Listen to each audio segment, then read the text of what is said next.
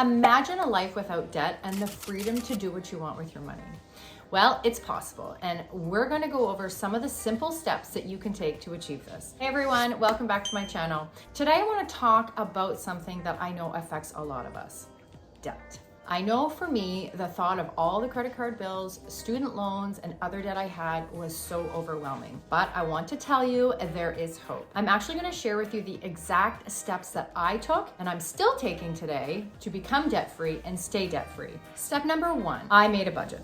This might sound boring, but it's crucial. You need to know how much money you're spending and where it's going. Trust me, when I first sat down and made a budget, I was shocked at how much money I was wasting on things I didn't even need. Once you have a clear picture of your finances, you can start cutting back on unnecessary expenses and allocating more money towards paying off your debt. Step number 2 is prioritizing your debt. This is the one step that I took that was the most powerful for me in terms of paying off all of my other debts faster. So I started by making a list of all of my debts, including the interest rate and the minimum monthly payment for each one. And then what I did is I focused on paying off the debt with the highest interest rate first. I made minimum payments on all the others. Now, once I paid off that highest debt, I threw all of that money plus the minimum payment on my second highest costing debt, and so on and so forth. Meaning once you get going, more and more money gets put on your outstanding debts. This will save you the most money in the long run. Step number 3 was to increase your income. Look for ways to make more money, whether it's taking on a side hustle or asking for a raise at work. I know that one's tough, but this is a crucial step as well in becoming debt-free. The more money you put towards paying off your debt, the faster it will go. For me, I started diving into photography and I have continued that for years. The key is to be creative and resourceful. The more money that you bring in, the faster you'll be able to pay off your debt. And remember,